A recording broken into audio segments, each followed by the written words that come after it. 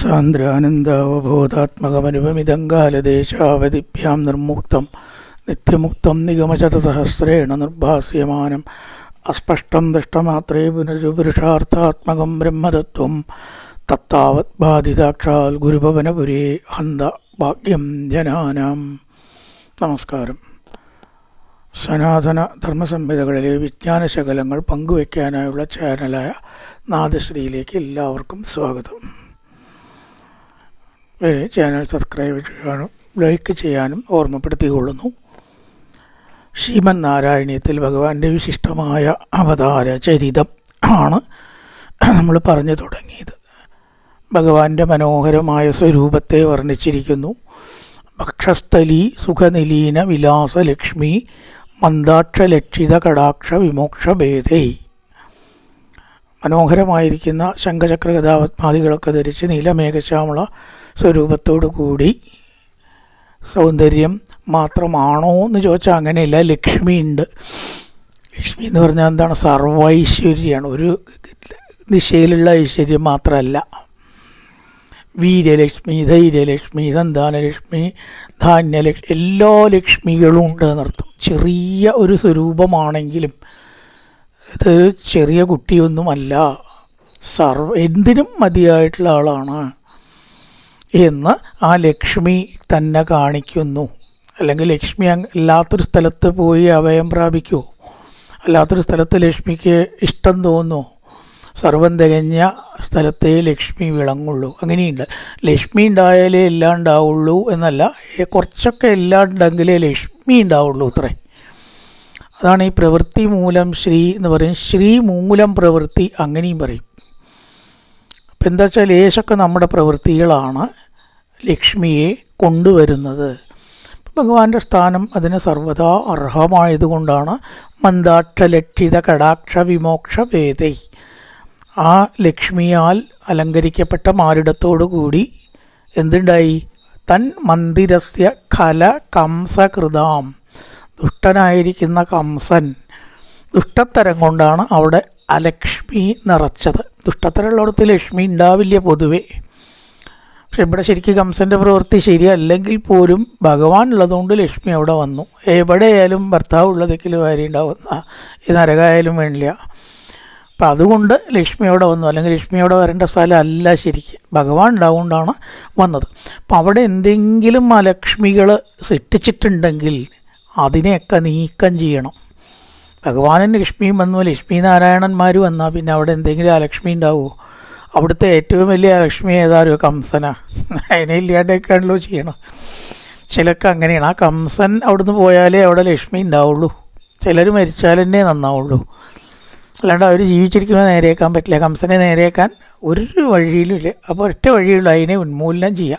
അപ്പം അതിനൊക്കെ ഉദ്ദേശിച്ചിട്ടാവാം ലക്ഷ്മിയും ഭഗവാനും കൂടി വന്നത്. വേണമെങ്കിൽ വ്യാഖ്യാനിക്കാം. വ്യാഖ്യാനം എങ്ങനെ വേണമെച്ചാലും കൊടുക്കാമല്ലോ. എന്തായാലും മാറത്ത് ലക്ഷ്മി ദേവിയോട് കൂടിയിട്ട് ഭഗവാൻ ശോഭിച്ചു എന്ന് കാര്യം.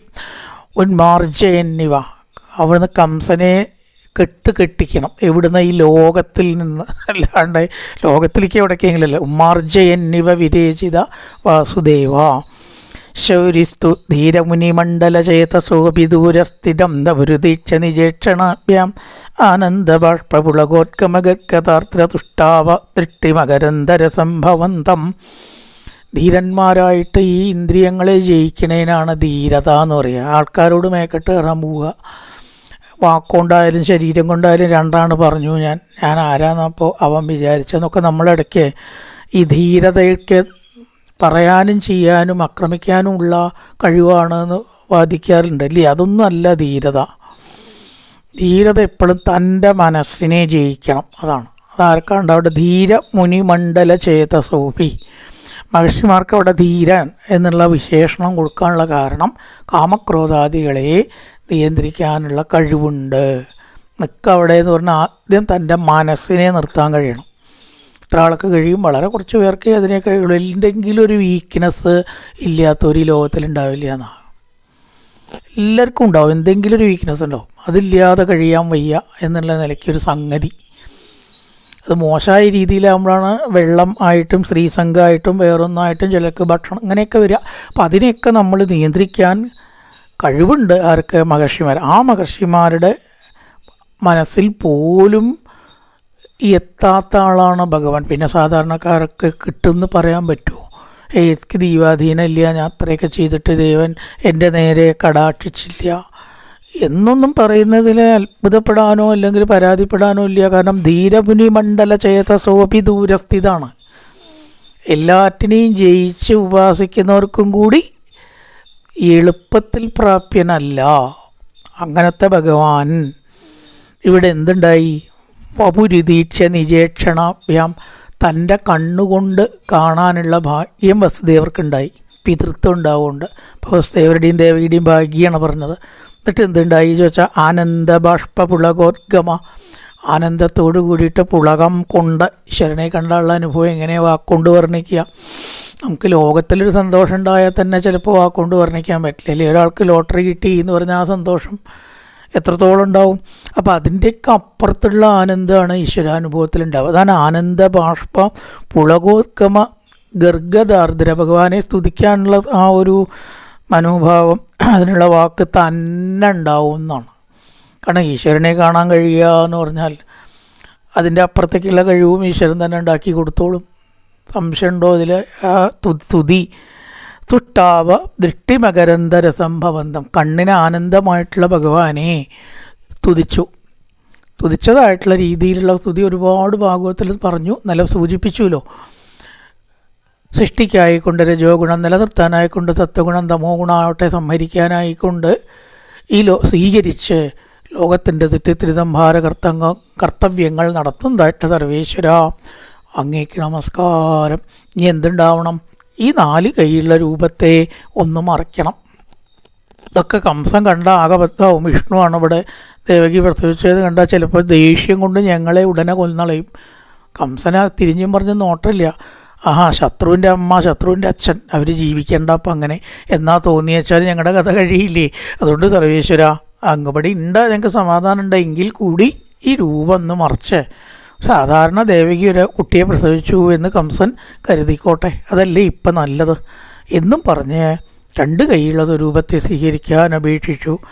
ദേവപ്രസീത പരപൂരുഷതാപവല്ലീ നിർലൂനിദാത്ര സമനേത്ര കലാവിലാസിൻ ഖേദാൻ അപാഗുരു കൃപാഗുരുവിക്കളാക്ഷേ ഇത്യാദിതേന മുദിതേന ചിരം നുദോപൂർ. ഹേ പരപൂരുഷാദേവ, അല്ലയോ മായയ്ക്ക് അതീതനായ പരബ്രഹ്മമൂർത്തേ, പരപൂരുഷൻ, മായയിലൊട്ടും കുടുങ്ങാത്തവൻ ഭഗവാൻ മാത്രമേ ശരിക്കുള്ളൂ. പ്രസാദിക്കണേ എന്ന് പറയാണ്. പ്രസീത, അങ്ങയുടെ പ്രസാദം ഉണ്ടെങ്കിൽ പിന്നെ വേറെ ഒന്നും തേടി പോകേണ്ട കാര്യമില്ലല്ലോ, അതിലെല്ലാം നടന്നോളും. താപവല്ലി നിർലൂനിദാത്ര സമനേത്ര കലാവിലാസിൻ, ദുഃഖത്തിൻ്റെ വള്ളി അറുക്കുന്ന വാളുപോലെ വിളങ്ങുന്ന കടാക്ഷം കൊണ്ട് ദുഃഖങ്ങളെ ഇവിടെ ഒരു വള്ളിയായിട്ട് ഉപമിക്കുകയാണെന്ന് കൂട്ടുക. എന്തിനെ ഏത് വേണമെങ്കിലും ചിലപ്പോൾ ഉപമിക്കുകയൊക്കെ ചെയ്യാം. ആ വള്ളിയെ മുറിക്കാൻ ശക്തമായ വാളാണ് അങ്ങയുടെ കടാക്ഷം. ഈശ്വര കടാക്ഷം ഉണ്ടായാൽ പിന്നെ അവിടെ ദുഃഖമോ വിഷമമോ ഒന്നും ഉണ്ടാവില്ല. എന്ന് പറഞ്ഞാൽ അവിടെ മുഴുവൻ സ്വർഗസുഖമാവുന്ന അർത്ഥമില്ല, അതിവിടെ എടുക്കേണ്ടതുണ്ട്. വസുദേവർക്ക് ഇപ്പം എന്താ അവസ്ഥ? ജയിലിലാണ്, കാരാഗൃഹത്തിലാണ് കിടക്കുന്നത്. അവിടെ എത്രത്തോളം സൗകര്യങ്ങളുണ്ടാവും നമുക്ക് ഊഹിച്ചറിയാം. കുറച്ച് വിഷമങ്ങൾ എന്തായാലും ഉണ്ടാവും അല്ലേ? അപ്പം എങ്ങനെ ഇവിടെ താപത്രയങ്ങൾ ആകുന്ന വള്ളിയെ ഭഗവാൻ മുറിക്കുക? നമ്മൾ മനസ്സിലാക്കേണ്ട ഒരു പോയിൻ്റാണത്. ഈ ദുഃഖം ഇല്ലാണ്ടാവുക എന്ന് പറഞ്ഞാൽ എന്താ അർത്ഥം? ദുഃഖത്തിന് കാരണമായിട്ടുള്ള വസ്തു ഇല്ലാണ്ടാവലല്ല, അതവിടെ നിൽക്കും. ചിലപ്പോൾ അതവിടെ തന്നെ ഉണ്ടാവും, മാറ്റാൻ പറ്റില്ല. എങ്കിലും അതിൽ നമ്മളൊരു ആശ്വാസം കണ്ടെത്തലാണ്, അത്രയേ ഉള്ളൂ. ചിലത് ദുഃഖം മാറിയെന്നും വരും. പക്ഷെ ചില ദുഃഖം നമുക്ക് മാറാൻ യോഗമില്ലെങ്കിൽ മാറില്ല. ഇപ്പോൾ വസുദേവ ഒരു കാരാഗ്രഹത്തിന് പെട്ടെന്ന് രക്ഷപ്പെടുമോ? രക്ഷപ്പെടാൻ സാധിക്കില്ല. കാരണം കംസൻ അടച്ചിരിക്കുകയാണ്, അതിനൊരു സമയമുണ്ട്, ഒരു രീതിയുണ്ട്. അപ്പോൾ മാത്രമേ അതിന് രക്ഷപ്പെടുള്ളൂ. പക്ഷേ പിന്നെ എങ്ങനെ താപത്രയാഗ്ന സമനേത്രത്തൊക്കെ നമ്മൾ പഠിക്കേണ്ട കാര്യങ്ങളാണ്. ഭഗവാന്റെ അമ്മയടക്കം അച്ഛനടക്കം കാരാഗ്രഹത്തിലാണ് വസിക്കുന്നത്. ആലോചിച്ചു. അങ്ങനെ യോഗം അവർക്ക് വന്നില്ലേ? ശ്രീരാമചന്ദ്രൻ്റെ കാട്ടിൽ പോകേണ്ട യോഗം വന്നില്ലേ? ഇതൊക്കെ മാറിയോ ചോദിച്ചാൽ മാറിയില്ല. 14 കൊല്ലം അനുഭവിക്കേണ്ടി വന്നു. പക്ഷേ അവിടെയും അവർ ആനന്ദത്തെ കണ്ടെത്തി. അതാണ് ഏത് ദുഃഖത്തിലും നരകത്തിലും നമ്മൾ ആനന്ദത്തെ കണ്ടെത്തുക. അവിടെ നമ്മൾ ആത്മഹത്യക്കോ മാറത്തടിക്കാനോ തലയ്ക്ക് തല്ലാനോ പോവാതിരിക്കുക. കഷ്ടം ഒന്നാ അങ്ങോട്ട് വരട്ടെ, നമുക്കൊരു കൈ നോക്കാം എന്നുള്ള ഭാവം ഈ ലോകത്തിൽ അത്യാവശ്യമാണ്. കാരണം എല്ലാവർക്കും എല്ലാ സമയത്തും ശുഭമായിട്ട് വരില്ല. അത് ലോക സ്വഭാവമാണ്. അങ്ങനെ ആഗ്രഹിക്കുന്നത് തന്നെ തെറ്റാണ്. എനിക്കിവിടെ ഒരു രാത്രി സൂര്യൻ ഉണ്ടെങ്കിൽ എത്ര നന്നായിരുന്നു എന്ന് ആഗ്രഹിക്കാൻ വേണമെങ്കിൽ, പക്ഷേ നടക്കുമോ? അപ്പം അങ്ങനെയുള്ളൊരു സംഗതിയാണ് ഈ ദുഃഖം ജീവിതത്തിൽ. അത് അങ്ങനെ എത്രയേ വരൂ. കാരണം മനുഷ്യജന്മം എപ്പോഴാണ് കിട്ടുക? സുഖവും ദുഃഖവും കൂടുമ്പോഴാണ്. അല്ലാണ്ട് സുഖത്തിന് മാത്രമായിട്ട് ദേവന്മാരാണാവുക എന്നാണ് പറയുന്നത്. ശരിയല്ലാത്ത ജന്മമാണെന്ന് വെച്ചാൽ അസുരന്മാരോ മറ്റു ജീവികളോ ആയിട്ടാണ് ജനിക്കുക. ഇത് രണ്ടും കൂടിയതാണ് മനുഷ്യജന്മം എന്ന് ആവർത്തിച്ച് ശാസ്ത്രങ്ങൾ പറയുന്നു. ശാക്യയെഴുത്തായാലും പാഠകായാലും അവതാരിക സുഖദുഃഖങ്ങൾ തുല്യമാകുമ്പോഴല്ലോ മനുഷ്യജന്മം സിദ്ധിപ്പൂ എന്നാണ് അല്ലേ. അപ്പം അതിൽ ദുഃഖം ഉണ്ടാവണ്ടേ? ഉണ്ടായാലേ അതിനർത്ഥമുള്ളൂ. ആ ദുഃഖത്തിനെ ഇല്ലാണ്ടാക്കുക എന്ന് പറഞ്ഞാൽ മനസ്സുകൊണ്ട് ആ ദുഃഖം നമ്മളെ ബാധിക്കാതെ കുട പിടിക്കുക. മഴ പെയ്തോട്ടെ, കുട പിടിച്ചാൽ പോരെ. അല്ലെങ്കിൽ മഴ കൊള്ളാത്ത സ്ഥലത്ത് കയറി നിന്നാൽ പോരെ. മഴ എന്തിനല്ലാണ്ടേക്കണം? അതവിടെ ഉണ്ടാവും. അത് ലോക സ്വഭാവമാണ്. അപ്പം അതിനെ നമ്മൾ അതിജീവിക്കുക. അത് വളരെ ആവശ്യമുള്ള കാര്യമാണ്. നമ്മൾ മനസ്സിലാക്കാൻ വേണ്ടിയിട്ടാണ് പറഞ്ഞത്. അതാണ് അവിടെ എന്തുണ്ടായത്? താപവല്ലി നിർലൂനിതാത്ര സമനേത്ര കലാവിലാസിൻ. താപങ്ങളുടെ വള്ളിയെ മുറിക്കാൻ കഴിവുള്ള ആ ദുഃഖമാണ് ഇല്ലാണ്ടാവുന്നത്, അല്ലാണ്ട് സംഗതിയല്ല. കഴിവുള്ളതായ നോട്ടമാണത്രേ ഭഗവാന്റെ കണ്ണ്. ആ കടാക്ഷം ഉണ്ടായാൽ തന്നെ നമ്മുടെ മനസ്സിലെ ദുഃഖം ഇല്ലാതായിട്ട് തീരും. ഇല്ലേ? എത്ര ഭക്തന്മാർ പറഞ്ഞിട്ടുണ്ട് അങ്ങനെയൊക്കെ. സർവേശ്വര, എനിക്ക് സഹിക്കാൻ വയ്യാത്ത വേദനയാണ്. ചിന്മയാനന്ദൻ മരിക്കുമ്പോൾ പറഞ്ഞ കാര്യമാണ് അത്ര. എങ്ങനെയുണ്ട് സ്വാമിയുടെ ഹെൽത്ത് എന്ന് ചോദിച്ചു. അപ്പം അദ്ദേഹം പറഞ്ഞു, my health is declining day by day. ഓരോ ദിവസവും അതപ്പതിക്കുകയാണ്. ഇനി മേൽഗതിയില്ല, അവസാന കാലമല്ലേ. ഇനിയുണ്ടോ? ശരീരം നേരെ വീണു. പക്ഷേ ആ ഭഗവാന്റെ ഓടക്കുഴൽ നാദം ഇപ്പോഴും എൻ്റെ ചെവിയിൽ കേൾക്കാൻ എനിക്ക് കഴിയുന്നുണ്ട്. ഇംഗ്ലീഷിലാണ് മറുപടി അയച്ചത്. I can hear the voice of flute of Krishna now എന്ന് പറഞ്ഞിട്ട്. അങ്ങനെയാണ് ആവേണ്ടത്. അതാണ് നമ്മുടെ സമനേത്ര കലാവിലാസിൻ. ആ ഓടക്കുഴലിൻ്റെ നാദം എൻ്റെ ശരീരക്ലേശത്തെ മറക്കാൻ എന്നെ സഹായിക്കുന്നു. എന്നിട്ട് കുരുവാഗുരുബി കടാക്ഷൈകേദാനപാഗുരു. അങ്ങനെയുള്ള കടാക്ഷങ്ങളെ കൊണ്ട് സർവേശ്വര, എൻ്റെ ദുഃഖത്തെ എനിക്ക് അനുഭവം ആവാതെ ഇരിക്കണമേ. അവിടെ ഉണ്ടായിക്കോട്ടെ. ഇത്യാദി മുദിതേന തേന ത്വഞ്ചിരം നുദോപു. ഇപ്രകാരം വളരെ നേരം ഭഗവാനെ സ്തുതിച്ചു. വളരെ നേരം എന്ന് പറയാൻ കുറേ ശ്ലോകങ്ങളുണ്ട് ഭാഗവതത്തിൽ, ഒരുപാട് ശ്ലോകങ്ങളുണ്ട്. അങ്ങനെയാണ് ഭഗവാനെ വസുദേവർ സ്തുതിക്കുന്നത്.